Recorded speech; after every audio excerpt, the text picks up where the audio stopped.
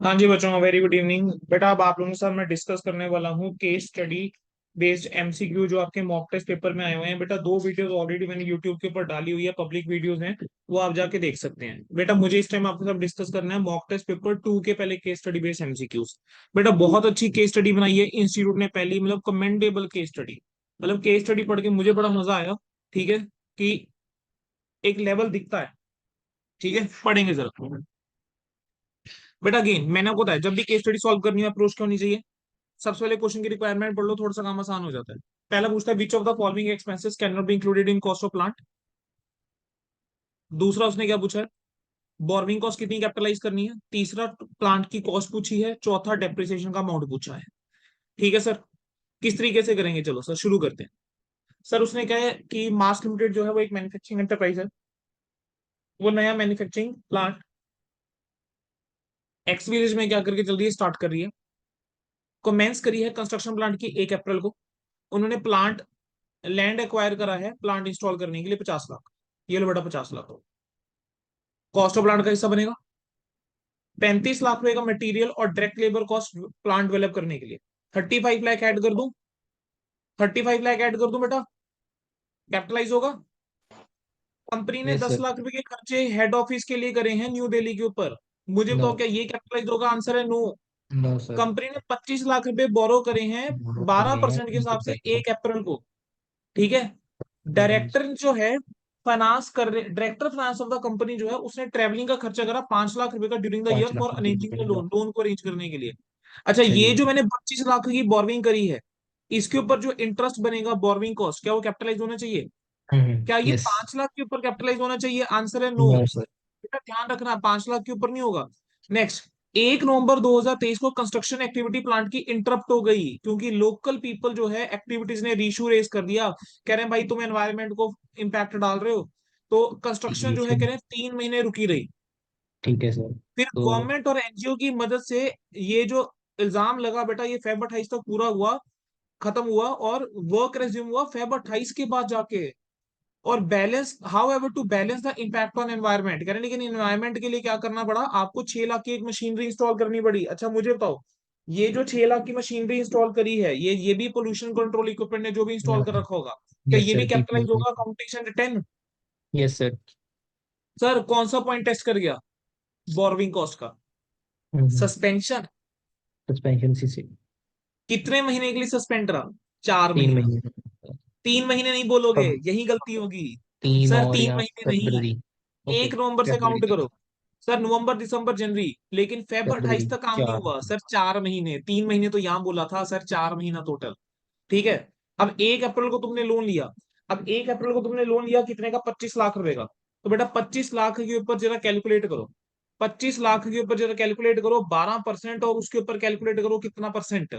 12% कितने महीने का, 8 महीने का। जरा कैलकुलेट करके बताना दो कितना आ लाख रहा है, रुपए 2 लाख रुपए। तो 2 लाख रुपए की बोरिंग कॉस्ट कैपिटलाइज होनी चाहिए। तो अगर टोटल में कॉस्ट की बात करके चलो सर, 50 लाख इधर हो गया, 35 लाख इधर हो गया 55। सर, टू 2 लाख रुपए 6। इधर हो गया और 6 लाख रुपए 93। सर इधर हो गया। टोटल कितना आ रहा है, 50 35 85, 85 और 2 87, 87 एंड 6 इज 93 लाख। ठीक है, 93 लाख मेरे पास आंसर है क्या, 93 lakh. Option 93 number C, capitalise करेंगे। और बोरविंग ये कॉस्ट भी कितनी एकदम कैपिटलाइज होनी चाहिए। 25। Option number B 2 lakh. कौन से खर्चे यहाँ कॉस्ट ऑफ पे प्लांट का हिस्सा नहीं हेड बनेंगे, ऑफिस हेड ऑफिस के डिफेंस खर्चे, ऑप्शन नंबर सी। सर मुझे बस अगले और क्वेश्चन का आंसर दे दीजिए, डेप्रिसिएशन होंगे। डेप्रिसिएशन कितनी चार्ज करूंगा। 9,30,000 डिवाइड बाय। सर कितनी थी यूजफुल लाइफ, 10 साल। 10% है रेट डेप्रिसिएशन का कितने प्लांट पे। डेप्रिसिएशन चार्ज करूंगा। तो ये 93। हमारी कब बनी है ये।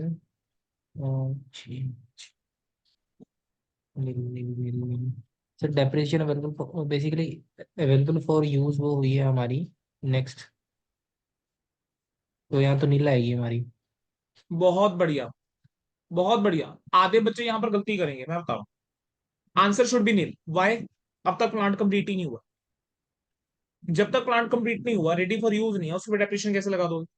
अब बच्चा यहाँ पे गलती क्या कर देगा, 93 लाख, 93 यस लाख सर। का 10% करेगा, बच्चा कहेगा 930। 9,30। चलो, अगर प्लांट यहाँ पे कंप्लीट हो भी जाता, अगर प्लांट यहाँ पे कंप्लीट हो भी जाता, कितनी डेप्रिसिएशन होनी चाहिए थी आइडली। सर अगर 28 को कंप्लीट होता हमारा तो 1 महीने की लगती। नहीं नहीं, मैं कह रहा हूँ अगर मान लो 31 मार्च, हाँ चलो, अगर प्लान कंप्लीट होता तो अकॉर्डिंग डेप्रिसिएशन लो 1 महीने के आगे चलते हैं, ऑब्वियस। हाँ जी। ठीक है, चलो डेप्रिसिएशन की कैलकुलेशन हो जाती है, उसके बाद बताओ क्या 430 तो नहीं आती ना? नहीं नहीं सर, 4:30 भी नहीं आती। 50 लाख के ऊपर तो, 50 लाख के ऊपर तो लगाओगे नहीं ना डेप्रिसिएशन लैंड के ऊपर फिर भी। No no sir. ठीक है, नील आएगी, क्यों नील आएगी समझ में आ रहा है सबको? अरे भाई तुम्हारा हाँ प्लांट ही जी। कंप्लीट नहीं हुआ, डेप्रिसिएशन किस बात की? D option. अगला क्वेश्चन देखो जरा। बिलविड फाइनेंस लिमिटेड एक फाइनेंशियल एंटरप्राइज है which is in the business of the lending loan to small business entities. अरे फाइनेंशियल एंटरप्राइज, फाइनेंशियल एंटरप्राइज पढ़ते दिमाग में कहाँ जाता है? इसके लिए जो ऑपरेटिंग, इंटरेस्ट वगैरह वो सब होगा ऑपरेटिंग में आता है, ऑपरेटिंग नेचर का राइट? होगा। चलो पढ़ के देखते हैं sir. During the year company ने 50 करोड़ दिया, उसके ऊपर 1.5 करोड़ कमाया, बोलो इसके लिए क्या ऑपरेटिंग एक्टिविटी? ऑपरेटिंग। पहला क्वेश्चन यस। देखो ये पूछा है, क्या ये जो 1.5 करोड़ कमाया है वो कौन सी एक्टिविटी है? Sir operating activity, option number ए। Operating activities. कंपनी के पास सरप्लस फंड थे, उसने इन्वेस्ट कर दिए फिक्स डिपॉजिट के अंदर बैंक के साथ, और उसके ऊपर 20 लाख रुपए कमाया, तो इसके लिए ये तो तो ये भी ऑपरेटिंग है ऑपरेटिंग अगेन। है। Yes sir. ऑप्शन नंबर ए। कंपनी ने क्या करा, गोल्ड लोन यूनिट एक्वायर करे हैं और इंटरेस्ट फ्री लोन दिया है 15 करोड़ का होली ओन सब्सिडरी को। बेटा अब ये जो गोल्ड लोन यूनिट एक्वायर करे है ना, ये क्या है? इन्वेस्टिंग हो गया। ये इन्वेस्टिंग है, ये इन्वेस्टमेंट है।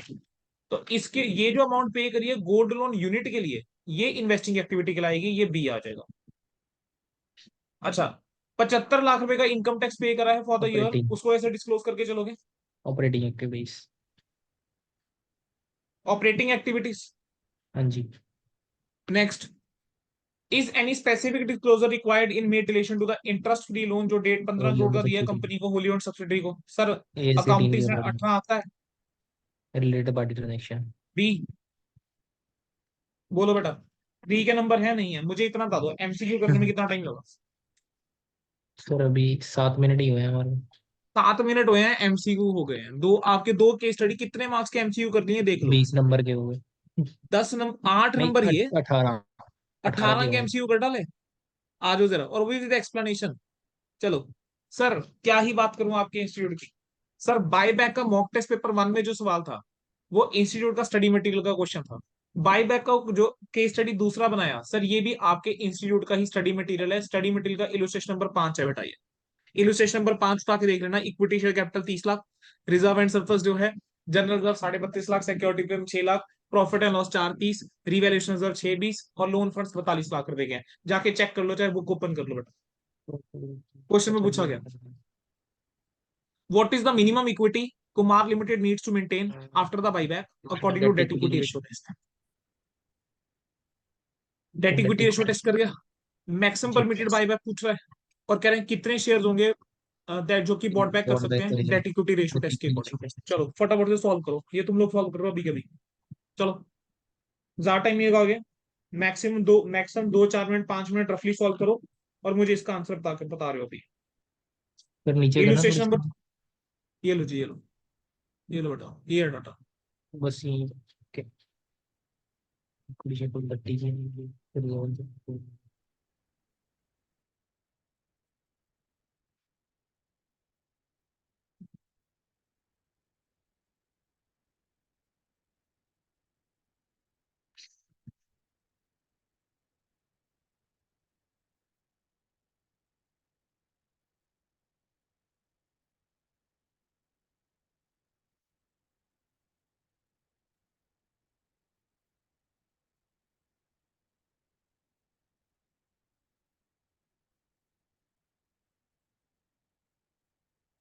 लोन फंड कितने के? 42 lakh. Yes sir. Debt equity ratio test के अकॉर्डिंग मिनिमम इक्विटी ट्वेंटी कितनी वन होनी चाहिए? 21 होनी मिनिमम चाहिए। इक्विटी इसका 1/2, 21 लाख रुपए की, मतलब मिनिमम इक्विटी इतनी मेंटेन करनी जरूरी है ना? मेरी यस प्रेजेंट सर। इक्विटी बता सकते हो कितनी है? सर सर 30 30 प्लस लाख की तो सर ये हो गए। 49 में से सर रिवैल्यूएशन बत्तीस भी लाख माइनस पचास करेंगे। हजार रुपये भी ऐड हो जाएगा। अरे 49 मत कर देना, मैं सर कह रहा नहीं हूँ सर, बेटा लेस नमूनो करके। गलती कर बैठोगे। 49 में से रिवैल्यूएशन रिजर्व लेस कर देंगे। रिवैल्यूएशन लेस करूंगा, 6 20। ठीक है? तो गेन कितना ऐड वन हो पता। जाएगा? 42 लाख 80,000 ऐड हो जाएगा। तो अल्टीमेटली 72 कितना आ सी। जाएगा ये? 72 लाख 80,000 की क्या आ जाएगी बेटा? इक्विटी आ जाएगी। ठीक है, 72 लाख 80,000 की इक्विटी है। अब मैं कह रहा हूँ कि मेरे को भी यहाँ पे कैलकुलेशन करके चलनी है, चलो जो कैलकुलेशन करना शुरू करें। आप जानते हो इक्वेशन बनाने वाले हम। Yes sir. 72,80,000 की इक्विटी है, जो अमाउंट सीआरआर में ट्रांसफर करना है उसको एक्स मान लो, ठीक है।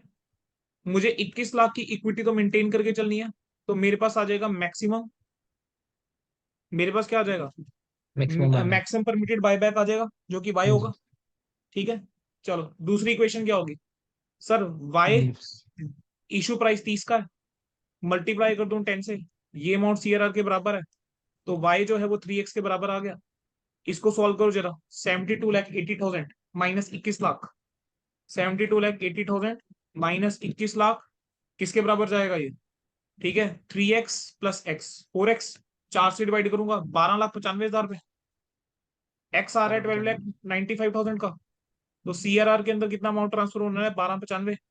अब एक लाख इशू प्राइस बत्तीस क्या है हजार आपका, पाँच सौ 30 का है, लेकिन इसको तो 10 से डिवाइड करूंगा क्योंकि ये नॉमिनल वैल्यू होता है, तो 129500। चेक करना क्या ऐसा कोई ऑप्शन है क्या। Yes sir. सर उसने पूछा था मिनिमम इक्विटी कितनी होनी चाहिए टू बी मेंटेन, पहला क्वेश्चन उसने ये मिनिमम पूछा था, इक्विटी मेंटेन हमारी ठीक है। होनी चाहिए दूसरा 21 उसने लाख ऑप्शन रुपए। पूछा कि maximum permitted permitted buyback by कितना है, तीसरा बारह उसने लाख पूछा डेट 95,000। इक्विटी रेशियो के बाद कितने number of shares, sir number of share one मैंने ट्वेंटी निकाल दिया nine one two five nine five hundred hundred और ठीक है। मैक्सिमम परमिटेड अच्छा बाय मैक्सिमम परमिटेड बायबैक उसने पूछा था कितने का है, चलो मैक्सिमम परमिटेड बायबैक का आंसर क्या दोगे बोलो जरा। बायबैक इक्विटी है सर ये आएगा 12,95,000। बेटा गड़बड़ कर रहा है बच्चे, मैक्सिमम परमिटेड बायबैक 12,95,000 इंटू कितना 30, into three, maximum permitted buyback. अच्छा अच्छा, उसके लिए अमाउंट। इंटू 30/10 ना, ये नहीं आना चाहिए। 388,500। Yes sir. 38,85,000, सिली मिस्टेक हो जानी थी अभी। Next, what is the minimum equity needs to be maintain after buyback according to debt 21 equity lakh ratio. रुपए मिनिमम इक्विटी हमने पहले ही निकाल दी थी, 21 लाख रुपए की है, जो कम से कम कह रहे हैं होनी चाहिए, ठीक है। आंसर क्यों नहीं चाहिए, बी, ए और बी आंसर होने चाहिए, इसका चेक कर लें एक बार। B A B B B A A B. B जाना जी, चलो sir, easy. Yes next sir. पे आना जरा, Sahi limited agree to sell factory located in Assam to Kali limited. बेटा कली लिमिटेड को जो है फैक्ट्री बेचने जा रहे हैं, ठीक है जी, कितने में फैक्ट्री बेच रहे हैं बता दो सर मुझे। 4 हमला ने बेचनी है। ये 4 दिसंबर को बेच रहे हैं सर। सेल डीड एंटर करके कब, 1 फेब 2024 को जाके रिस्क और रिवॉर्ड ट्रांसफर हो रहा है, बट ट्रांजेक्शन रजिस्टर्ड हुई है 30 मई को जाकर। कह रहे हैं ये बता दो व्हेन शुड द सेल और गेन बी रिकॉग्नाइज्ड। सर 31 मार्च से पहले काम हो गया, रजिस्ट्री नहीं हुई है ना, बस क्या 31 मार्च 24 में ट्रांसफर कर दूं, रिस्क अंडर वो ट्रांसफर हो गए थे हमारे। 31 मार्च 24 में कर दूं। 31 मार्च 24, हाँ जी सर। ऑप्शन नंबर ए, ऐसा होना चाहिए क्या,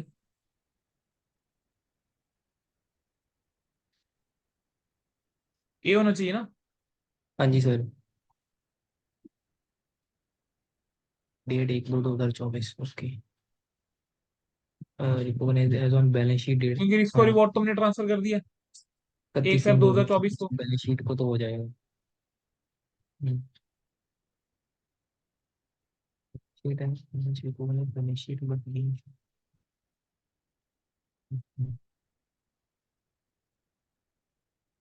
बोलो क्लियर है। सर मेरे को ना वो जो गेन वाली आ रही है जो, जैसे वो लेके नहीं चलते हम, प्रूडेंस वाला भी मेरे को, वो मेरे को भी गेन बच्चे मेरे को रियलाइज हो एक चीज जाएगा। बताना बेटा, सेल डीड हमने एंटर कर दी, जितना भी रिस्क हम्म। और रिवॉर्ड है वो ट्रांसफर हमने जब 1 फेब को कर दिया, जब रिस्क और रिवॉर्ड ट्रांसफर हो गया सिर्फ एक रजिस्ट्री है ना जो नहीं हुई है, okay substance over form, okay okay. Reality substance. और लीगैलिटी, हम्म। समझ आ गया। ठीक है सर। ओके। कराया तो हुआ है इस टाइप का क्वेश्चन बेटा, देखो उसका एमसीक्यू की फॉर्म में टेस्ट कर लिया।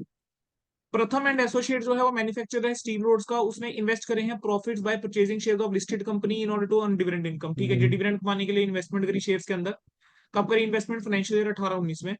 उसने ये सारे के सारे शेयर्स बेच दिए 23-24 में। कह रहे हैं अमाउंट बताओ कितना डिस्क्लोज करके चलेंगे प्रॉफिट एंड लॉस के अंदर फॉर फाइनेंशियल ईयर 23-24। हाँ जी क्या लगता है sir. This transaction would not affect profit and loss account since primary business, कह रहे हैं कंपनी का मैन्युफैक्चरिंग है, इन्वेस्टमेंट नहीं है। अरे ये तो बिल्कुल ही गलत गलत है बोल ये। रहे हो सर।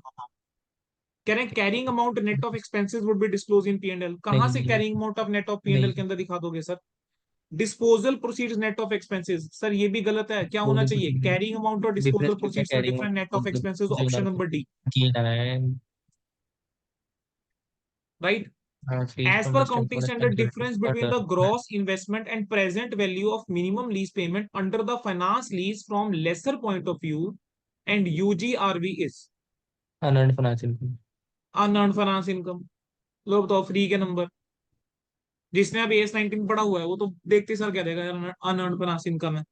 बेटा कितना टाइम लगा, 22 मिनट भी नहीं लगे, 22 मिनट के यस। अंदर 30 मार्क्स चुके हो गए। Hmm. Yes sir.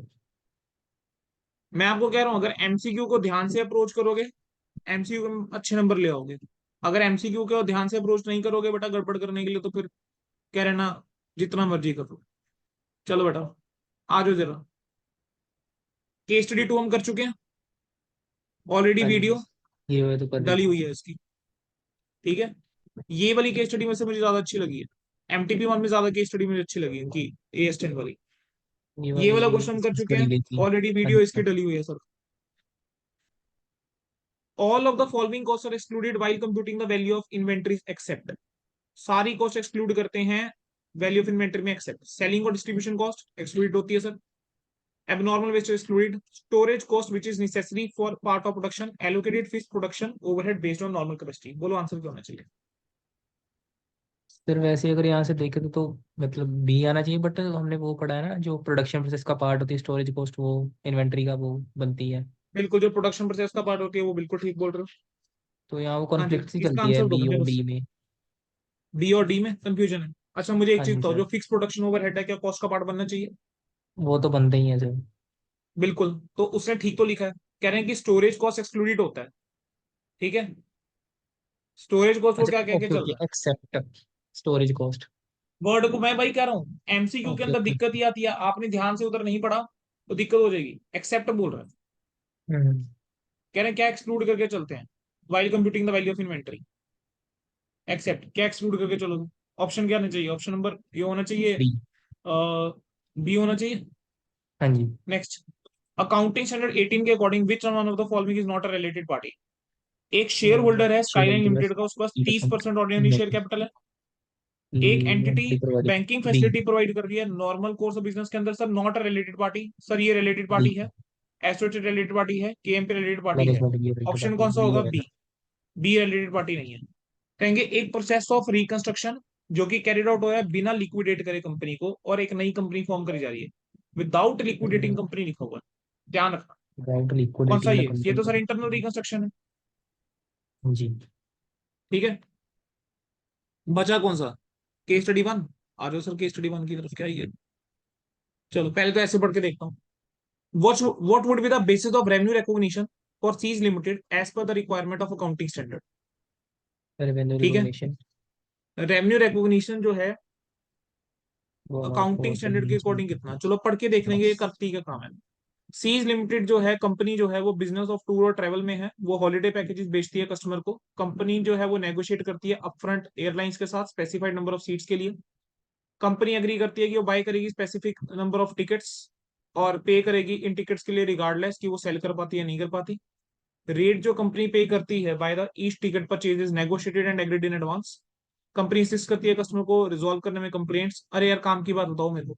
However, each airline is responsible for fulfilling the obligations, including remedies। अभी भी काम की बात मेरे को कहीं नजर नहीं आ रही बेटा, कहीं आपको नजर आई क्या। हम्म, कहीं कुछ मेरे को नहीं काम की सर। बात ऐसी नजर आ रही है नहीं। तो सर इसका अगर मुझे ऐसे ही आंसर देना है तो मुझे बताओ रेवेन्यू रिकॉग्निशन किस बेस के ऊपर होना चाहिए सर, क्या ग्रॉस बेस के ऊपर नहीं होता। Cross basis. आंसर इसका वैसे ही ग्रॉस बेसिस है बेटा, अगर मैं नहीं भी पढ़ूंगा।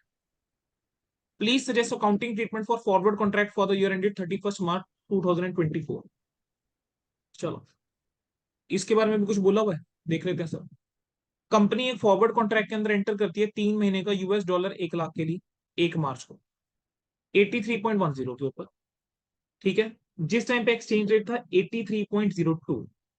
31 मार्च को कंपनी की बुक्स क्लोज होती हैं, 83.15 का रेट है उस दिन। 1 अप्रैल को कंपनी ने क्या करा, डिसाइड करा कि वो प्री मेच्योर सेटलमेंट कर देगी, एक्सेप्शनल सर्कमस्टांसिस की वजह से हम मतलब पहले ही क्या कर देंगे, सेटल करके चल पड़ेंगे। चलो सर, अब पढ़ते हैं क्वेश्चन को कि क्वेश्चन के अंदर बोला क्या है। कह रहे हैं फॉरवर्ड कॉन्ट्रैक्ट का अकाउंटिंग ट्रीटमेंट क्या होगा। Mark to market of the contract will be recorded on 31 March. M2M mark to market value will be computed as at 31st March 24, and only if there is loss it will be recorded during 31 March. No accounting will be done for year ended 31 March. Premium on contract will be amortized over the life of the contract. अरे बोलो बच्चों क्या होना चाहिए। Premium on contract will B sir D. Amortised. कौन से वाला case है ये, स्पेकुलेशन सर वाला जहाँ है पे या अदर देन स्पेकुलेशन, वाला, अदर ऑन देन पर्पस वाला है। स्पेकुलेशन। तो प्रीमियम और या डिस्काउंट जो भी होता है मोटाइज करके चलते over the life of asset. You are required to advise the company in request of the accounting requirements of above scheme related to employee benefits, whether this should be change in accounting policy during the year। कह रहे हैं क्या ये change in accounting policy है, चलो देख लेते हैं। कह रहे हैं companies evaluating below mention scheme, introduction of a formal retirement gratuity scheme in place of ad hoc exemption ex gratia not, payment to employees on retirement। Not an change in accounting policy. दूसरा, management ने decide करा है कि वो पे करेगी pension those employees को retire जो कर दी रिटायर्ड हुए है, हैं आफ्टर कंप्लीटिंग 5 years। सच हाँ एम्प्लॉयज विल स्कीम गेट नहीं है पेंशन तो ट्वेंटी नॉट एन थाउजेंड पर अकाउंटिंग मंथ। पॉलिसी, चेंज नहीं है ये भी। इससे पहले ऐसी कोई थी नहीं, क्या दोनों चेंज है। और ये नॉट अ चेंज सी। सी, दोनों ही चेंज इन अकाउंटिंग पॉलिसी नहीं है, पढ़ाया हुआ है।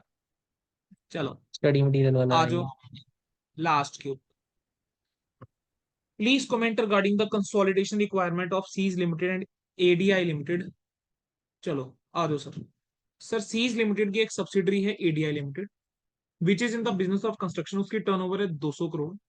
सीज लिमिटेड और एडीआई लिमिटेड होल्ड करते हैं 9% और 23% एक एसोसिएट कंपनी के अंदर जिसका नाम है एएसओसी लिमिटेड। ठीक है, बोथ सीज और एडीआई लिमिटेड जो है वो क्या बना के चलती है, प्रिपेयर करती हैं कंसोलिडेटेड फाइनेंशियल स्टेटमेंट। चलो सर ऑप्शंस पढ़ना शुरू करते हैं फिर देखते हैं सर क्या होना चाहिए। Sir ADI limited would use equity method, ठीक है, for accounting for 23% in ASOCs Limited. Cs Limited would consolidate ADI Limited and consequently automatically equity method 23% separately as per AS13। Next, ADI Limited will account for 23% as per AS13। Cs Limited consolidate करेगा और consequently automatically account करेगा 23% separately account for balance 9%। ADI Limited जो है वो account करेगा 23% shares के लिए using equity method of accounting. सीज लिमिटेड कंसोलिडेट करेगा एडीआई लिमिटेड को and consequently automatically account for ASOC 23% and separately 9% share in AS Limited using equity method।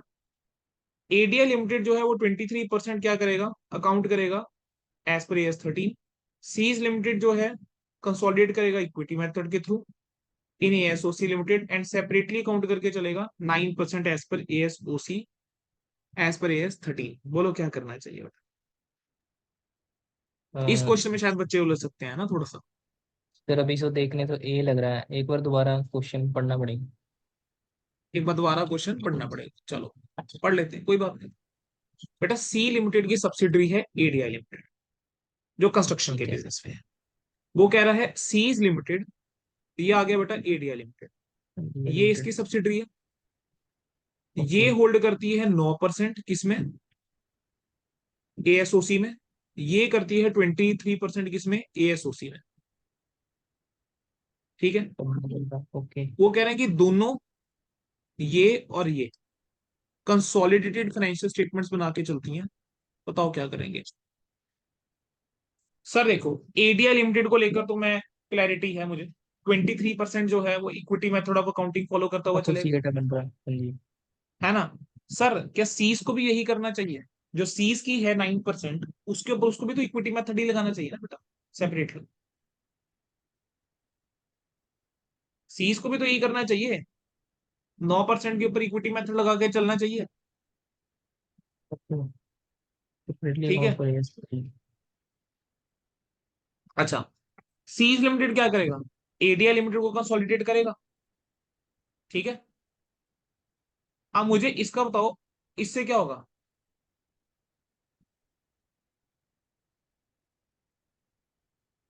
बोलो जी बोलो,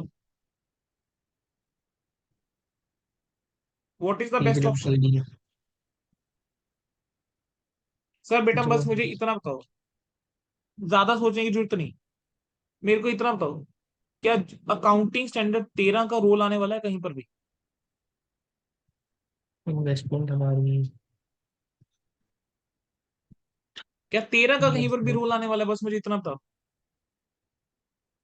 यस और नो। 13 करोड़ तो सर, एसोसिएट 20%, मतलब 50% से कम होती है वो एसोसिएट। बोलो सर जी मेरे को बेटा। ना 9% बारे में कंफ्यूजन हो रही है, जो मतलब एसोसिएट हमने पढ़ रहा था, हम्म। भी 50% से कम होगी हमारी, तो एसोसिएट होगी हमारी। ठीक है जी, बिल्कुल। और मतलब एक 10% वाला कुछ पता नहीं मेरे को, वैसे ही लग रहा है या कुछ याद है भी जो। चलो, लेट्स डू वन थिंग, क्योंकि कंफ्यूजन हो रहा है। इसका आंसर बताता हूँ बेटा, इसका आंसर है ऑप्शन नंबर सी। ओके। इसका आंसर जो है दैट इज बेटा ऑप्शन नंबर सी। अब इसका आंसर ऑप्शन नंबर सी क्यों है? ठीक है, हम क्या करते हैं, एज 23 और 27 मैं आपको एक बार गो थ्रू करवा देता हूँ, ठीक है जी। तो जैसे ही एज 23 27 करेंगे, आपको हम्म। समझ में आ जाएगा कि इसका ऑप्शन हम यही क्यों करके चल रहे हैं। ठीक है, चलिए एंड करते हैं बेटा सेशन को। फॉर एज 23 27 एक सेपरेट वीडियो में बना देते हैं। चलो बेटा, सारे एमसीक्यूज कर लिए डिस्कस। चलो जी, अब एक बार बाकी एक बार एमटीपी देखें। कोई बात नहीं बेटा, इस वाले एमसीक्यू को दोबारा आ जाऊंगा मैं, ठीक है। अच्छा मुझे बताओ, मॉक टेस्ट पेपर 1, क्या इस टाइप का क्वेश्चन ऑलरेडी इंपॉर्टेंट क्वेश्चन की लिस्ट के अंदर आ गया हमारी? इजी। Yes sir.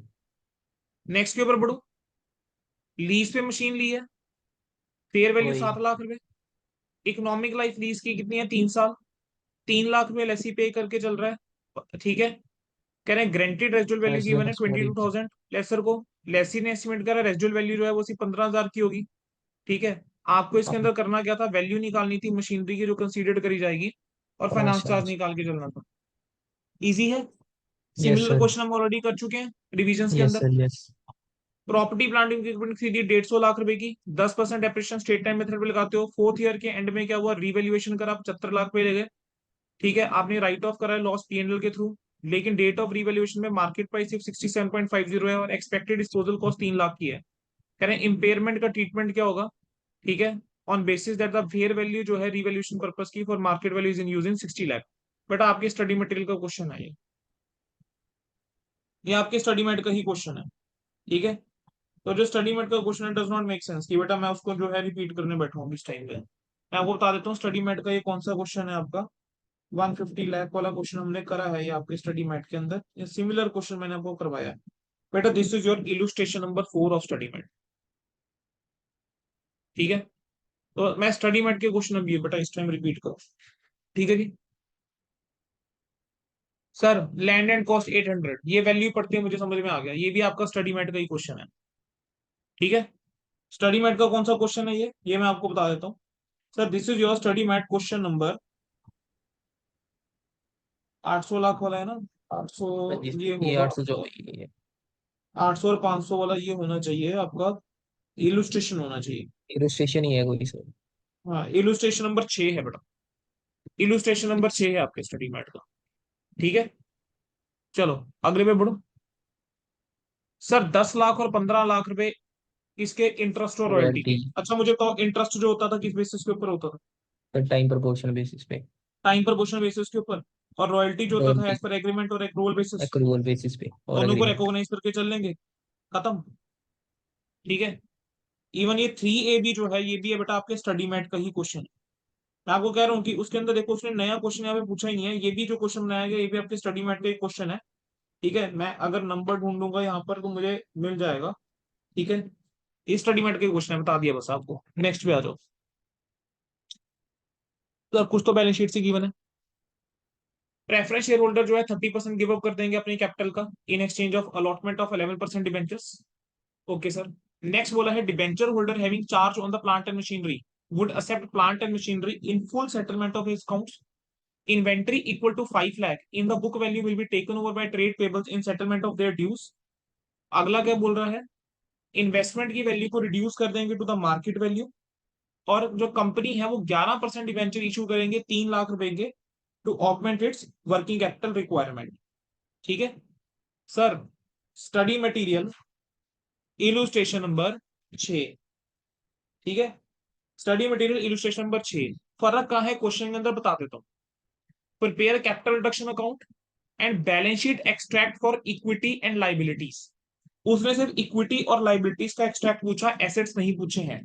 तो अगर आप एसेट्स बनाकर आ रहे हो, ठीक है, तो आप बेटा पूरी बैलेंस शीट अगर बनाकर आ रहे हो तो आप अपना सिर्फ टाइम वेस्ट कर रहे हो, पेपर में उसके मार्क्स नहीं मिलने वाले कुछ एक्स्ट्रा। हरी और वायु वाला क्वेश्चन बेटा, ठीक है, हरी और वायु वाला क्वेश्चन है। क्या करना था, निसेसरी एक्विजिशन एंट्री पास करनी है हरी लिमिटेड की बुक्स के अंदर, और ड्राफ्ट करनी है बैलेंस शीट ऑब्जॉर्प्शन के बाद। 10% प्रेफरेंस शेयर होल्डर को पे करेंगे 10% premium bye issue of 9% preference share. Goodwill जो है वायु लिमिटेड की, ठीक है, इज 50,000। बिल्डिंग जो है वैल्यू कर रहे हैं 1.5 लाख पे, मशीनरी वैल्यू करके चल रहे हैं किस पे, 160 पे। इन्वेंट्री को 10% लेस पे लेकर जाना है, और उसके अलावा क्या बोला हुआ है, प्रोविजन क्रिएट करना है साढ़े प्रोविजन सात पे। क्रिएट करनी है, और इक्विटी शेयर्स वायु लिमिटेड के जो हैं वो शेयर इशू करेंगे कितने के, नेसेसरी शेयर्स जो हैं वो इशू पाँच करेंगे। परसेंट अरे प्रीमियम यार पे। कोई नया क्वेश्चन पूछ लो ना। Study material illustration number 10। Next, study material illustration number कौन सा था ये, याद है, ये वाला क्वेश्चन भी क्लास में डिस्कस करा था हमने, विरुष्का वाला, अनुष्का और विराट वाला। ठीक है, कौन सा क्वेश्चन था ये, this was your practical question था मेरे हिसाब से यार। सर इसमें तो बस वही करना था, ऐड करने थे सारे बैलेंसेस। बिल्कुल बिल्कुल, इसके अंदर सिर्फ ऐड हो रहा था और कुछ नहीं है। देखो बेटा कोई सेंस बनता नहीं है, देखो मैं आपको बस एक कॉन्फिडेंस वो दे रहा हूँ कि देखो बेटा हमने हर एक चीज क्लास में कवर करी हुई है। अगला क्वेश्चन देख लो जरा, क्वालिटेटिव कैरेक्टरिस्टिक्स क्या है फाइनेंशियल स्टेटमेंट के, which improves the usefulness of the information furnished therein. अच्छा क्या क्या क्वालिटेटिव अंडरस्टैंडेबिलिटी, कैरेक्टरिस्टिक्स, क्या लिख रेलेवेंस, कर आओगे इसका reliability, answer. Comparability. Sir understandability, relevance, reliability and comparability. ठीक है, साथ में ऑप्शन आया है, जरा ऑप्शन देखना क्या है। Issues with which accounting standard issues with deals. Which accounting and और डील। हमारा मुझे बताओ क्या आंसर लेकर स्टैंडर्डाइजेशन आओगे। करना, वो स्टैंडर्डाइजेशन करना जो अकाउंटिंग ट्रीटमेंट है। हम। रिकॉग्निशन अच्छा ऑफ अच्छा, वो इवेंट्स एंड वाला। Transaction, measurement, presentation, disclosure, okay okay okay. वो लिखना है बेटा। ठीक है, इश्यूज के अंदर वो 4 इश्यूज लिख के चलने हैं। ओके ओके और ये सर। मैंने क्लास के अंदर बोला भी था, मेरे को अच्छे से याद है, मैंने क्लास में बोला था, मैंने कहा पता होना चाहिए अगर बाई चांस पूछ ले। चलिए ओके अगला सर। क्वेश्चन देखो जरा, कैश फ्लो स्टेटमेंट आनी है ऑपरेटिंग एक्टिविटी से। ये भी आपके स्टडी मेट का ही क्वेश्चन है बेटा। ऑपरेटिंग एक्टिविटी से निकालना है, बोलो क्या करेंगे, तो यही सिंपली कर लेते हैं, क्या करेंगे। सर ये आया आपका कैश सेल्स, सर रिसीट्स हैं, कैश सेल रिसिप्ट के अंदर आएंगी। आ जाएगा। ठीक है, उसके डेटर से बाद जो पैसा आया रिसिप्ट के अंदर आ जाएगा, ट्रेड कमीशन आ कैश जाएगी, अकाउंट। इन्वेस्टमेंट नहीं लूंगा, ये नहीं लूंगा, इन्वेस्टमेंट ये नहीं नहीं आएगा, लेना, ये नहीं आएगा। ये 3 आने वाली है, कैश कैश परचेजेस करी परचेज, हमने। Payments payments payables office. Payments payments, और बाकी कोई इनकम नहीं टैक्स आने हमारा वाली। एंड में जाएगा। ठीक है, बस इनका क्या कर दोगे, प्लस डिफरेंशियल ले माइनस लोगे, कर। जो आपके पास आ जाएगा वो आपको ऑपरेटिंग एक्टिविटी है। फ्री के 4 नंबर है या नहीं है। Next, following is the information of the Jammu branch of the best new Delhi for the year ended 31st March. Goods are invoiced to branch at cost plus 25%. Sale price is cost plus 25%. ठीक है, other information stock given है invoice price के ऊपर। Good sent during the year जो है 11 lakh, sales करी during the year 12 की, expenses इनकटेड branch जो है वो कितने के हैं 45 के। पूछ रहा है कि मेरे को ये बताओ कि ब्रांच ने प्रॉफिट कितना अर्न करा, और ब्रांच का अनलाइज वाला स्टॉक कितना है। क्या ये क्वेश्चन भी क्लास में कवर करवाया हुआ, वैसे याद अगर आ रहा हो थोड़ा। Yes sir, trading and PL बना जम्मू ब्रांच का। ट्रेडिंग और पीएनएल एक बनाएंगे किसका, यूनिक वाला है जम्मू ये। का। जम्मू ठीक ब्रांच का है, बनाएंगे। सबसे पहले क्या आ जाएगा, स्टॉक आपका आएगा, ओपनिंग स्टॉक, स्टॉक ओपनिंग कितना, स्टॉक चलो, हमारा ओपनिंग स्टॉक दो कितना लाख आ बीस जाएगा, हजार 2,20,000 रुपए का सर ओपनिंग स्टॉक। ठीक है, then goods received head from head office से ऑफिस। गुड्स कितने के मिले हैं, goods and during the year given है 11 लाख रुपए के, 13 तो लाख गुड रुपए good receive from head office 11 lakh रुपए की गुड्स आ गए। सेल्स एक्सपेंसेस दी आ हुई गए है फोर्टी बारह फाइव लाख रुपए थाउजेंड की, ये लो सर सेल्स आ गई 12 लाख रुपए की। ठीक है, sir expenses incurred at branch है 45,000 के। फोर्टी फाइव अब ये जो thousand expenses incurred at branch है इसको अगर मैं लेके जाना है, ठीक है, प्रॉफिट उसने पूछा है, तो अगर मैं कंबाइंड बना के चलता हूँ तो ठीक है, मैं वहां पर नेट इसको प्रॉफिट आ पी जाएगा। एंड एल में ले जाऊंगा, नहीं तो अदरवाइज मैं यहाँ पर भी लिख दूं, जैसा आपके इंस्टीट्यूट ने क्या करा था, यहीं पे डायरेक्टली लिख दिया था फोर्टी फाइव यहीं पे थाउजेंड लिख दिया ठीक है। था। प्रॉफिट की अगर हम बात करके चले, मेरे सामने सर दो फिगर्स का चैलेंज बन गया, एक सर प्रॉफिट कितना, दूसरा क्लोजिंग और स्टॉक कितना, क्लोजिंग स्टॉक। है ना। तो मैं क्या निकाल लेता हूँ, चलो क्लोजिंग स्टॉक की कैलकुलेशन हम क्लोजिंग करके कॉस्ट ऑफ देख गुड्स लेते हैं, फिर सोल्ड हम वैल्यू। प्रॉफिट निकाल लेंगे। ठीक है बेटा, सबसे पहले अगर मैं बात करके चलूँ, देखो मेरे पास उसने बोला क्या है, कह रहे गुड्स को इन्वॉइस करा जाता है वन टू द ट्वेंटी पे। Branch at cost plus 20%। Cost plus 20% पे आप जो है वो इन्वॉइसिंग करके चल रहे हैं। ठीक है, सबसे पहले देखो, अगर मेरी कॉस्ट जो है वो कितनी है, से 100 है, सौ। तो इनवॉइस प्राइस इनवॉइस कितना है, price one one twenty. Twenty का हो गया। ठीक है, और बोला sale price is cost plus 50% है। सेल प्राइस फिर कितना है, 150। कॉस्ट 100 है, 100 के ऊपर 50 वन ऐड करूंगा फिफ्टी 150। तो अगर मुझे क्लोजिंग स्टॉक निकालना है, क्योंकि ये पूरा क्वेश्चन इनवॉइस प्राइस पे चलेगा, आपको पता है। यस अब सर। मुझे अगर क्लोजिंग स्टॉक निकालना है, कैसे निकलेगा सर, देखो ओपनिंग स्टॉक इनवॉइस ये प्राइस पे बारह कितना है, लाख 2,20,000 रुपए का। सर 11 लाख रुपए का आपने गुड्स जो है रिसीव करा, तो टोटल कितना आ गया, 13,20,000 आ गया। 13,20,000 रुपये। अब आपने बेचा कितना है, 12 लाख का बेचा है, 12 लाख लेकिन जो वन 12 लाख फिफ्टी रिप्रेजेंट कर रहा होगा 150 को। 150 इनवॉइस वर्क प्राइस किए 120 के 120। बराबर आएगा। सॉल्व करोगे कितना आ जाएगा, 9,60,000। 12/150 इंटू 120 कितना आ रहा है, 9,60,000। 9,60,000 पे। 9,60,000 पे क्या करूंगा बेटा मैं, माइनस कर दूंगा, लेस कर तो दूंगा। मेरे पास क्या आ जाएगा, क्लोजिंग स्टॉक क्लोजिंग स्टॉक आ जाएगा, तीन लाख तीन साठ लाख हजार साठ का हजार क्लोजिंग स्टॉक आ जाएगा। ठीक है, अब तीन लाख एनुअल साठ हजार प्रॉफिट का जो एंड क्लोजिंग स्टॉक आया, उसके अंदर अब रिजर्व कितना होगा, सर फिर उसके अंदर वन रिजर्व होगा ट्वेंटी 20/120। 120। तो तो साठ ये मेरा हजार रुपये का साठ उसके हजार आ अंदर रिजर्व जाएगा। होगा। ठीक है, अब ये आ गया 360, यहाँ लिख दूंगा 360। बेटा जो डिफरेंस आएगा वो आपका क्या आएगा, प्रॉफिट आ जाएगा, खत्म क्वेश्चन। प्रॉफिट आ जाएगा, यस सर। ठीक है, इजी। बेटा मॉक टेस्ट पेपर डन। चलो सर अगले पे बढ़े, आ जाओ जरा मॉक टेस्ट पेपर 2 में आ जाओ। इसके अंदर भी देख लेते हैं कुछ नया है क्या। सर सिमिलर क्वेश्चन कर रहा था, कंपनी ने प्रोडक्ट लॉन्च करा है, 40 लाख रुपए का खर्चा करा है, कह रहे हैं 10 साल में भी मार्केट नहीं होगा, एक्सपेंस की तरह ले जाऊंगा, डेफर नहीं कर सकते। नॉर्मल लॉस अब नॉर्मल लॉस वाला क्वेश्चन। ठीक एस है, टू। आपके इंपॉर्टेंट क्वेश्चन की लिस्ट में भी दिया मैंने ये।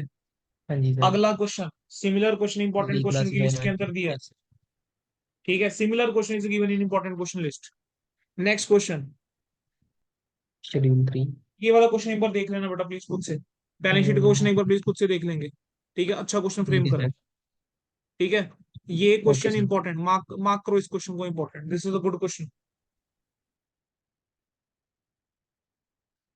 ठीक है, इस क्वेश्चन को करके जाने ही जाना है सबने, इजी क्वेश्चन है।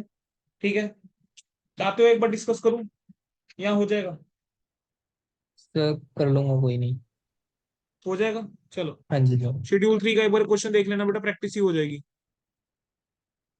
अच्छा सर, ये वाला क्वेश्चन के ऊपर आओ बेटा, जो डिस्कस करने वाला है मेरा, अकाउंटिंग स्टैंडर्ड 29 के ऊपर बेटा ये क्वेश्चन पूछे। कह रहे हैं एक्स वाई जेड लिमिटेड, ठीक है, क्या बोल दिया sir, X Y Z limited जो है, कहेंगे has not made provision for the warranty in the respect of the certain goods due to the fact that company can claim the warranty cost from the original supplier. कह रहे हैं कि हम जो warranty cost है original supplier से claim कर सकते हैं, तो हमने क्या करा है, कोई भी प्रोविजन बनाई नहीं। अकाउंटेंट कंपनी का ये कह रहा है दैट कंपनी की कोई लाइबिलिटी नहीं है वारंटी के लिए ऑन अ पर्टिकुलर डेट, क्योंकि अमाउंट जो है वो क्या हो जाती है, रीइंबर्स हो रिम्बर्स हो गया। जाती है। आपको कमेंट करना है कि अकाउंटिंग ट्रीटमेंट सही है या नहीं।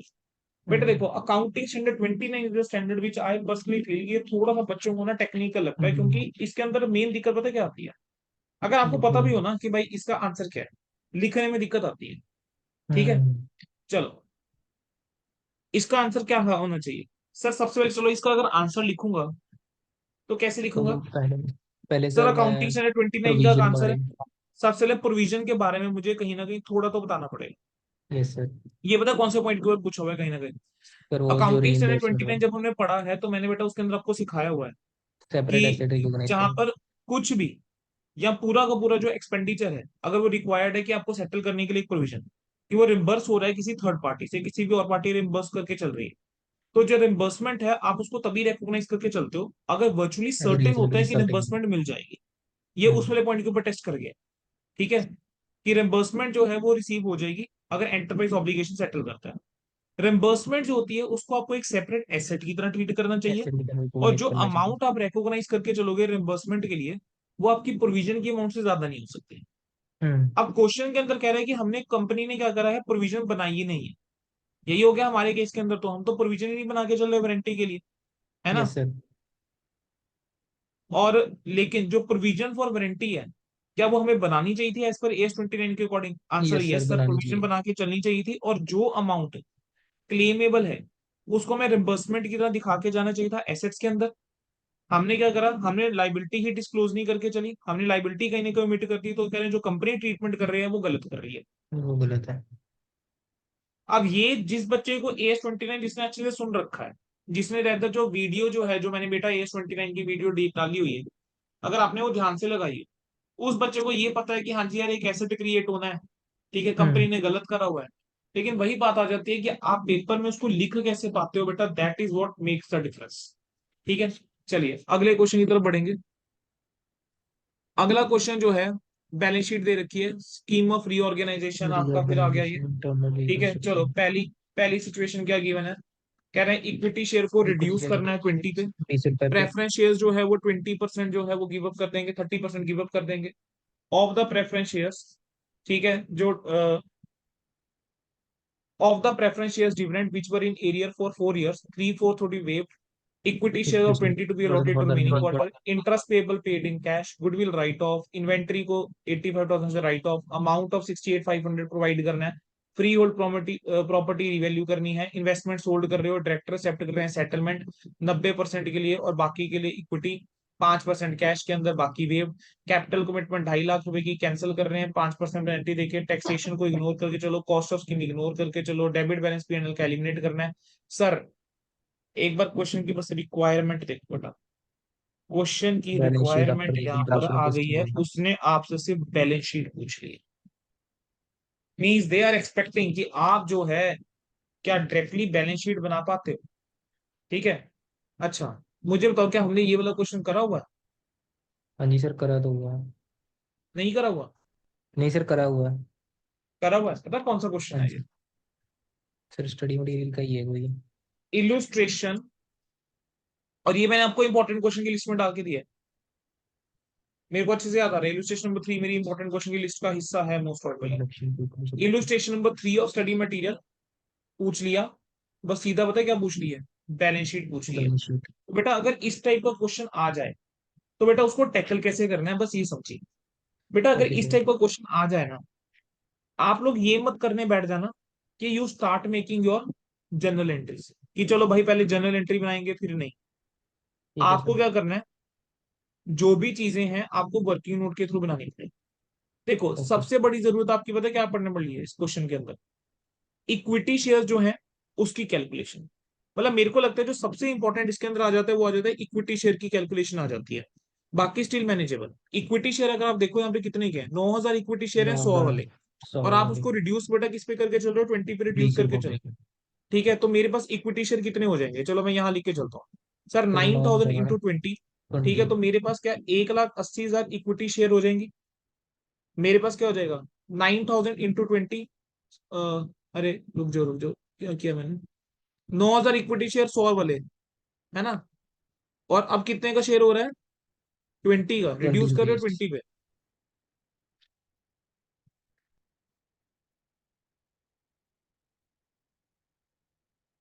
9,000 शेयर, ठीक है, ऑफ 100 ईच, 9 लाख रुपीज आ गया। इक्विटी शेयर को रिड्यूस करना है 20 पे, 100 की चीज को किस पे लेकर आ रहे हो, 20 पे लेकर आ रहे हो। बोलो क्या कैसे करोगे बताओ जरा। सर वही equity share capital to equity share capital to capital reduction. बिल्कुल सही, इक्विटी शेयर को डेबिट टू इक्विटी शेयर, लेकिन यहाँ पर बेटा दिक्कत क्या है, यहाँ पर तो आपको नंबर ऑफ शेयर्स बताने हैं। Reduce to 20। 9,000 मैं वाले तो आपसे थे। यहाँ पे नंबर ऑफ शेयर्स पूछ 100 रहा हूँ कि की 20। 1,800 शेयर ही आ रहे हैं सर वैसे। 1,800 शेयर आएंगे, पक्की बात? हाँ जी। चलो, सर 100 वाला था, उसको 20 वाला बना दिया। Think of the general entry, general entry क्या होनी चाहिए? इक्विटी शेयर अभी करेक्ट, कैपिटल अभी वाले। अपने आप अपना आंसर आप करेक्ट करो बेटा। ओके, इक्विटी शेयर कैपिटल हमारी आएगी सर 100 का। 9,000 इंटू, पहले तो 100, 9 लाख से एंट्री, फिर कैपिटल रिडक्शन हम करेंगे 20 रुपए से। 9,000 इंटू 20,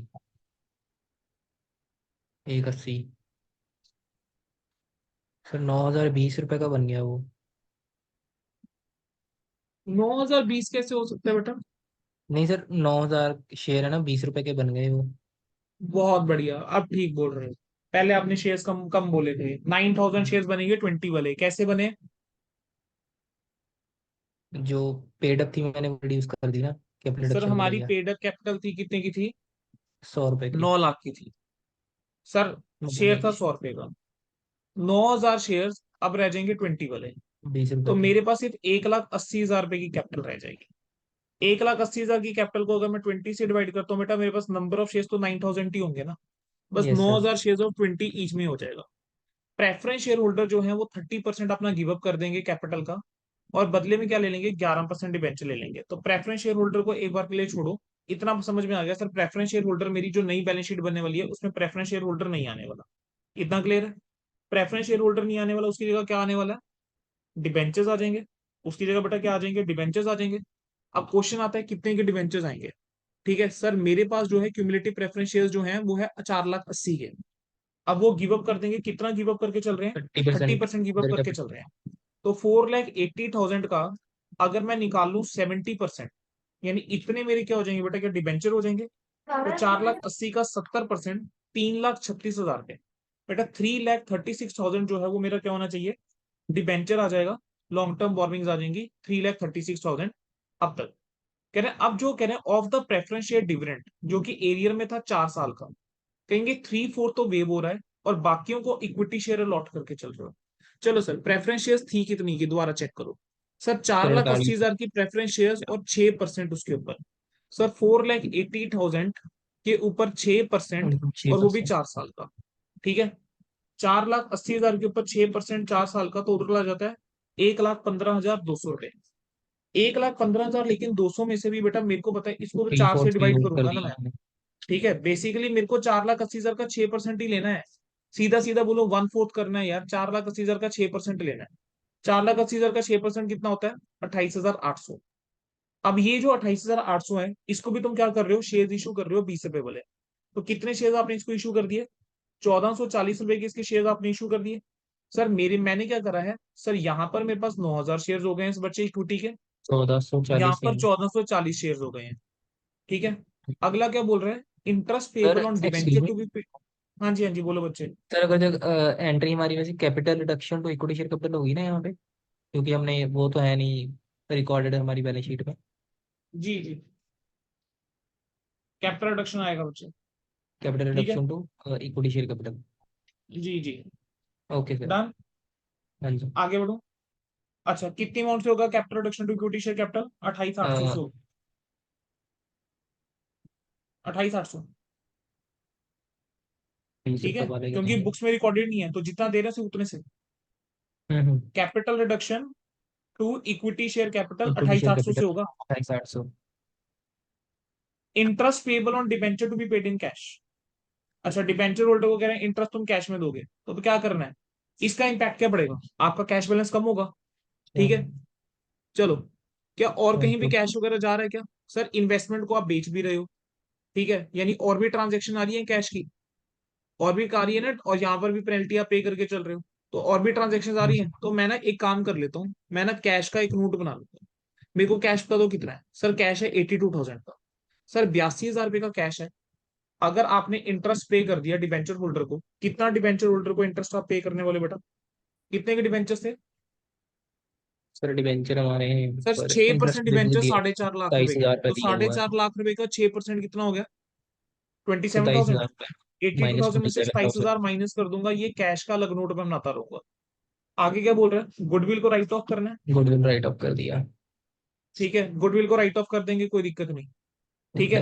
अब बैड डेट्स के एक लिए चीज ध्यान प्रोवाइड। रखना, गुडविल को अगर आप राइट ऑफ करके चल रहे हो या जो भी अभी चीजें आ रही हैं आप जानते हो, इसकी आप एक एंट्रीज पास करके चलते हो। क्या एंट्री पास करके चलते हो? कैपिटल रिडक्शन से रूट करते हो। कैपिटल रिडक्शन टू गुडविल और विल एंट्री। अल्टीमेटली क्या होता है, जो कैपिटल रिडक्शन का बैलेंस होता है अल्टीमेटली कैपिटल रिजर्व के अंदर ट्रांसफर हो रहा होता है बच्चे, हाँ जी है सर। ना। तो यहाँ पर देखो, आप पता है क्या कर सकते हो, मेरा जो सजेशन है, वर्किंग नोट के अंदर यहाँ तो आप रिकंस्ट्रक्शन अकाउंट बना लो। First okay. Suggestion, safer side के लिए वर्किंग नोट के अंदर रिकंस्ट्रक्शन अकाउंट बना लीजिए, काम आसान हो जाएगा। एंट्री सोचते जाओ करते जाओ, वर्किंग नोट हो जाएगा वो आपका। ठीक है। सेकंड क्या है, जो आपका इंस्टीट्यूट करके चला है, आपके इंस्टीट्यूट ने क्या करा, एक हेडिंग बना दी, कैलकुलेशन ऑफ कैपिटल रिजर्व। अगर आपका ओके कैपिटल रिडक्शन बढ़ रहा है, जैसे जो भी ऊपर आपकी एंट्री आई थी, ठीक है, तो बढ़ रहा है क्रेडिट तो होगा। उसको प्लस कर दिया, क्रेडिट कर दिया, मतलब प्लस माइनस उसने वैसे करके दिखा दिया। मेरा हम्म। सजेशन क्या है, make a capital reconstruction account, सबसे सेफर ऑप्शन, गलती होने का ओके चांस सर। खत्म। एंट्रीज नहीं करेंगे, बस लेजर बना लेंगे रिकंस्ट्रक्शन का। ठीक है। चलो, inventory to be return of by 65%, sir वही होने वाली है, capital reconstruction account debit introduction account debit to inventory. Sir provision provide करनी है, sir same entry, capital reduction to provision हो जाएगा। फ्री होल्ड प्रॉपर्टी की वैल्यूएशन रीवैल्यू करने वाले हो सिक्स फोर्टी 649 नाइन के ऊपर। ठीक है। अब फ्री होल्ड प्रॉपर्टी जो है आपकी थी कितने की सर, क्वेश्चन के अंदर फ्री होल्ड प्रॉपर्टी दी कितनी थी, फ्री होल्ड नीचे होगा। 570 की है। प्रॉपर्टी प्लांट इक्विपमेंट उसमें 510 है, 510 पाँच की दस चीज को की किस है। पे लेकर जा रहे हो, 6,649 पे लेकर जा रहे हो। तो तो हमारा वन 139 का। 1,39,000 हो गया। तो one lakh thirty yes nine sir. Thousand से ये एंट्री हो जाएगी बेटा। ठीक है। इंक्रीज हो जाएगी चलो हमारी। सर, 139 से ये एंट्री हो जाएगी। नेक्स्ट बोलो क्या हो जाएगा। फ्री होल्ड इन्वेस्टमेंट एक प्रॉपर्टी टू चालीस आ गया बेसिकली हमारे कैपिटल पास। रिकंस्ट्रक्शन। इन्वेस्टमेंट को 1,40 में बेच दिया सर, बैंक बैंक टू में एक इन्वेस्टमेंट। चालीस आएगा सर। इन्वेस्टमेंट कितने की है सर, अब इन्वेस्टमेंट जो और है दैट इज योर हमारा इन्वेस्टमेंट है हमारी 66। 66। Investment is okay. 66। P and L में भी जाएगा फिर। ठीक सर है। क्यों। हाँ जी। इन्वेस्टमेंट अगर अपने 66 की बेटा बेची है नॉन ना। करंट इन्वेस्टमेंट 66 ना, हम्म, सर वो इन्वेस्टमेंट फिर एंड कॉस्ट 66 है। हम पी एंड एल तो से क्या हो जाएगा करेंगे कि वहां से बेटा, कैपिटल रिडक्शन कैपिटल। से ही कर दूंगा ना बच्चे, पीएनएल से क्यों ओके करना है, ओके। कैपिटल रिडक्शन से ही कर दोगे। तो ठीक है बैंक टू सर ठीक है। इन्वेस्टमेंट टू कैपिटल रिडक्शन हो जाएगा। ओके। अगला क्या है बेटा, कह रहे हैं डायरेक्टर्स ने एक्सेप्ट कर लिया settlement of their loan at as at 90% of their of by allotment of equity shares of 20 each, 20%। बाकी 5% कैश में और बाकी वेव करके चल रहे हैं। जो डायरेक्टर का लोन है कितना, 1,20 का। ठीक एक है। पीस। 1,20 के ऊपर जरा कैलकुलेट करना, 1,20 के बदले में 90% के बदले में तो शेयर ले गए सर, 1,20 का 90% 1,08,000। 1 लाख तो आठ एक हजार लाख आठ हजार के तो ये शेयर ले गए। ठीक है। डिवाइडेड बाई तो क्या 10। करूंगा, डायरेक्टर्स दस लोन हजार आठ अकाउंट सौ debit, loan from director account debit to equity share capital 1,08,000। 20% ठीक है। टू क्या आ जाएगा, बैंक में आ जाएगा 6,000 पे। टू आ जाएगा कैपिटल रिडक्शन 6,000 पे।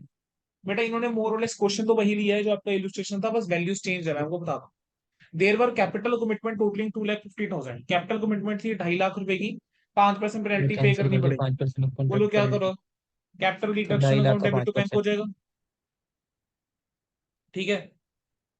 क्लियर है। चलो सर, उसके बाद क्या है, बारह हाउस। करंट टैक्सेशन इग्नोर करो, डेबिट बैलेंस को एलिमिनेट करना है। सर नहीं भी कहता, तब भी कर देना चाहिए, तो एलिमिनेट हमने हो जाएगा।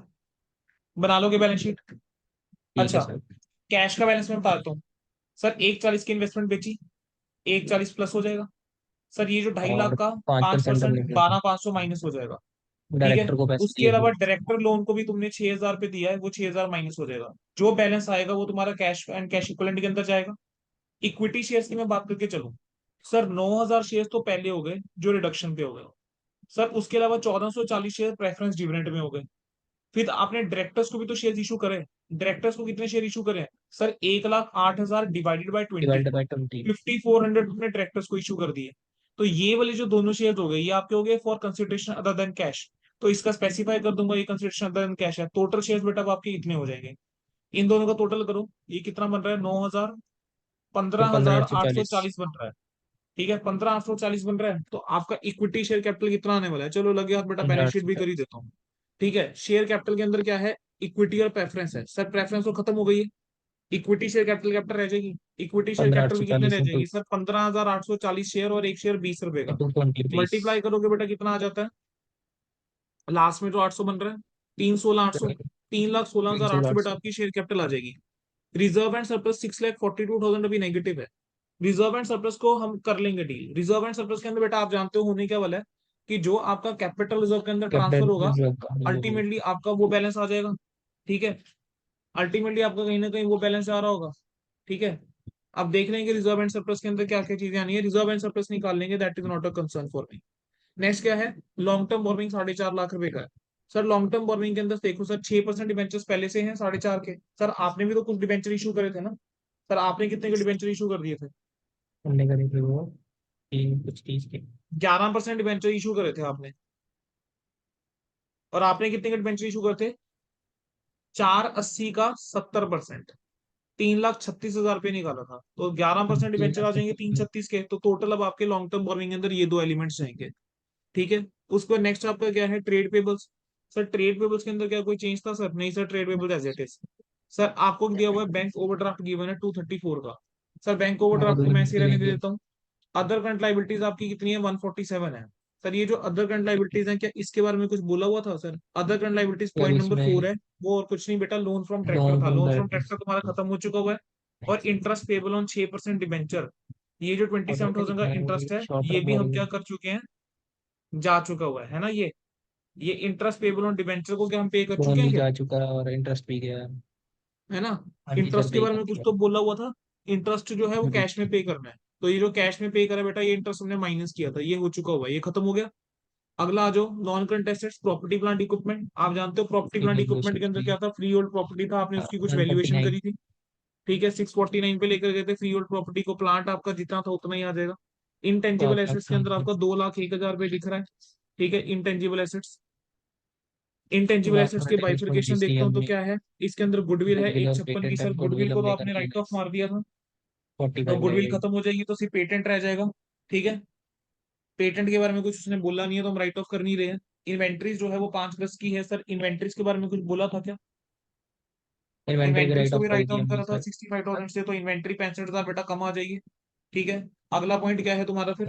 नेक्स्ट पॉइंट आपका आ गया, ट्रेड रिसीवेबल हमने ट्रेड प्रोविजन दिया रिसीवेबल था 5 लाख के। सर अब ट्रेड रिसीवेबल में प्रोविजन कुछ क्रिएट करी थी आपने, 66,400 है ना? का। तो प्रोविजन जो है वो क्या कर दोगे, माइनस कर दोगे इसमें से बस, और लास्ट क्या आ जाएगा, कैश और कैश इक्विवेलेंट बेटा, उसको तो ये टोटल करके जो बैलेंस है वो निकाल दोगे, हो जाएगी आपकी बैलेंस शीट। बेटा अगला अन्नू और बन्नू लिमिटेड वाला क्वेश्चन है। ठीक है बेटा, दिस इज द क्वेश्चन जो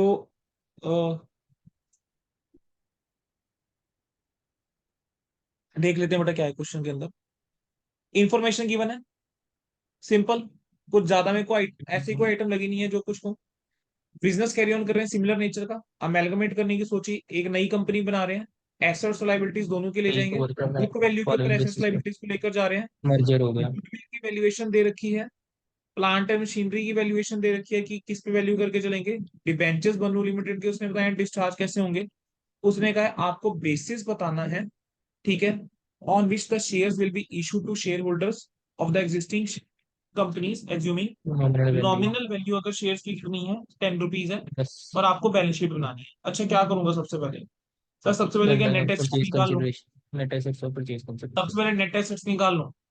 ठीक है, अब नेट एसेट्स निकाल लेंगे, क्योंकि मेरा नेट एसेट्स ही अल्टीमेटली बेटा बेस बन पाएगा ना यहाँ पर। परचेज कंसिडरेशन ठीक है हाँ ना? जी।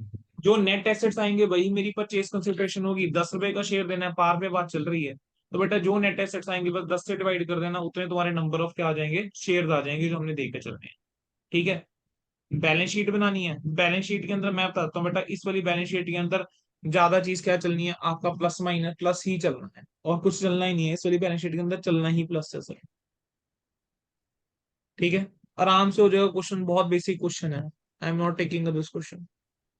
Star limited acquire 70% equity shares of moon ये लिमिटेड। तो वही ठीक आ है गया बेटा, ये आरटीपी वाला वाला। क्वेश्चन तो हमने रिवीजन के अंदर कवर आरटीपी किया था, वाला। याद करो, बुक का क्वेश्चन है। अगला क्वेश्चन, इंपैक्ट ऑफ रिवैल्यूएशन, आपकी बुक के अंदर एग्जाम्पल था, एग्जाम्पल नंबर 7 है आपकी बुक के अंदर, इलुस्ट्रेशन भी नहीं, एग्जाम्पल नंबर 7 है, वो हमने कवर करा है। कह रहे हैं one of the characters of the financial statement neutrality है। अच्छा कौन से वाला पॉइंट यहाँ पे लिखना था, free from material bias, relevant वाला पॉइंट यहाँ पे लेके चलना था, रिलायबल वाला पॉइंट लेके चलना था यहाँ पे। ठीक है, अगला क्या दे रखा है, ओपनिंग बैलेंस शीट जो है गिवन है, चलो सॉल्व एडमिनिस्ट्रेबिलिटी। कर लेते हैं फटाफट से। Sir assets minus liabilities equal to equity, 16 - 6 is equal to 10। 10% dividend turn हमने करा नाम है किया उसमें 4,000 शेयर्स के ऊपर, और चार सौ हजार वाला शेयर कितना पे हो गया, 100 4 पे लाख हो चार गया, 4 लाख लाख का दस इंटू दस परसेंट हो परसेंट गया, 40 लाख। 0.40, 0.4। तो 16.40 माइनस माइनस 6, 6 10.4। 10.4 आ जाएगा। अगला क्या हो जाएगा, एक क्रेडिटर्स लाख रुपए हमने का पे रेंट करे पे हैं करा इनमें। है क्रेडिटर्स को फॉर सेटलमेंट ऑफ 140। ठीक है, तो तो वन यहाँ पर पॉइंट वन फोर पॉइंट हमारी फोर्टी लाइबिलिटी कम होगा डिक्रीज तो हो जाएगी। वन ये आ जाएगा, यहाँ आ जाएगा 15.40 आ जाएगा, पंद्रह और पॉइंट यहाँ पर चालीस कितना आ जाएगा बेटा? 10.80। 10.8। अगला क्या है? प्रेमिसेस रेंट करंट आउटस्टैंडिंग है, आउटस्टैंडिंग बोलो क्या करूंगा? लाइबिलिटी इंक्रीज हो जाएगी हमारी 20,000 से 0.48 14। उसके बाद विड्रॉ कर लिया उसने मेरी 18,000 कैपिटल रुपये अकाउंट विड्रॉ में। कर लिए। 15.22 पॉइंट माइनस फोर और पॉइंट एट साठ जीरो 10.42 फाइनल इक्वेशन आनी चाहिए। 15.22 माइनस 4.80 इज इक्वल टू 10.22। चलिए अगला। ऑथराइज कैपिटल गिवन है 5 लाख रुपए की, डिवाइड कर रहे हैं into 100 rupees share of 4,000 shares, out of which 4,000 shares were issued and fully paid. Okay. In June convert करा 2022 issued share. Company decided to convert issued shares into stock. Stock में convert करके चल रहे हैं और बेटा रिकन्वर्ट कर रहे हैं फिर स्टॉक में। पूछा क्या कह रहे हैं? जनरल इंटरनल एंट्री बनाओ, कैलकुलेशन। और कह रहे हैं बैलेंस शीट के अंदर बताओ कैसे दिखाएंगे। अब आपके इंस्टीट्यूट ने पता क्या करा, इसका जब आंसर दिया है ना, तो स्टॉक वो बैलेंस शीट के अंदर तो दिखाया ही नहीं बेटा उसका। और ये भी आपकी बुक का ही क्वेश्चन है इनिशियल वाला। ठीक है, एंट्री क्या होने वाली, चलो बताओ जरा मुझे। Sir equity share capital debit करूंगा, पहले तो इक्विटी स्टॉक जून। क्रेडिट हो जाएगा। ठीक है, फिर उसके बाद इक्विटी फिर स्टॉक डेबिट इक्विटी हो स्टॉक जाएगा, इक्विटी तो शेयर इक्विटी शेयर कैपिटल का क्रेडिट हो पहले जाएगा। सर एंट्री तो कोई भी कर लेगा, इसमें मार्क्स में किस चीज 31 के 12 मिलेंगे कि आपने 2020 और नरेशन के 31 अंदर 12। स्पेसिफाई सही करे नहीं करा। पहले क्या होगा, 4,000 शेयर जो है वो कन्वर्ट हो रहे हैं into 4 lakh, into equity share of ₹4 lakh. ठीक है, और उसके बाद क्या हो जाएगा, 40,000 जो शेयर हो हमारा जाएंगे 10 रुपए। अच्छा सर, अगला क्वेश्चन है, branch stock and branch debtor account बना के चलना है in the books of the head office, और यूर एंटेड 31 दिसंबर। चलो सर, ब्रांच स्टॉक और ब्रांच डेटर अकाउंट पूछा है। अल्फा लिमिटेड जो है ब्रांच है मुंबई के ऊपर, गुड्स बेचते हैं 20% अबव कॉस्ट के ऊपर। ब्रांच जो है कैश और क्रेडिट सेल्स दोनों करती है। एक्सपेंसेस जो है met partly from head office है, पार्टली बाय ब्रांच है। ओके सर, डिटेल्स गिव दी। Goods sent at cost, good receive by branch. अब तक 220 का गुड्स मिला है। ओके, चलिए। गुड्स इन ट्रांजिट वाला। वैसे ये भी स्टडी मैट का ही क्वेश्चन है। Yes sir. स्टडी मैट का ही है ना, कर लोगे? यस सर स्टडी कल मैट कराओ। पे भी। नहीं सर कर ले। सर 2 लाख के गुड्स हैं जो कॉस्ट के ऊपर है, 20% के ऊपर भेजते हो। दो दो लाख लाख के वाले ऊपर 2,40,000 20% ऐड कर दो, जमा। 240 आता है। दो दो लाख चालीस चालीस और 220 का डिफरेंस आपका गुड्स एंड ट्रांजिट हो गुड्स इन जाएगा। ट्रांजिट आएगा 20,000 का। ठीक है, 20,000 गुड्स एंड ट्रांजिट के अंदर जाने वाला है। ठीक है, सिर्फ 2 अकाउंट पूछे हैं, सजेस्टेड आंसर देख लेना, ब्रांच कहीं स्टॉक प्रॉब्लम एंड आएगी बेटा ब्रांच पूछ लेना। डेटर। बेटा मेरी तरफ से मैंने आपको मॉक टेस्ट पेपर भी करा दिए। हाँ, मॉक टेस्ट पेपर के अंदर मैंने आपको एक क्वेश्चन जरूर बोला, शेड्यूल 3 का जो मॉक टेस्ट पेपर 2 का सवाल है बेटा वो करके जाना ही जाना। ठीक है सर। ठीक है, तो आरटीपी एमटीपी जो आपने करने थे बेटा हमने कर दिया बाइंड अप। दो कितने टाइम में कर दिया? आई थिंक हमने विद इन 2 घंटे 2 आवर्स नहीं। दो दो ढाई घंटे, मतलब जो भी अभी हमने लगाए हैं, 2 ढाई घंटे 3 घंटे जो भी लगाए हैं, उसमें हमने 3 टॉपिक एक तरह से आपके निपटा दिए। मतलब within span of 2.5 hour मैंने आपके आरटीपी एमटीपी सारे डिस्कस कर लिए बच्चे, काइंड ऑफ। चलो जी, डन है बच्चे। Okay sir.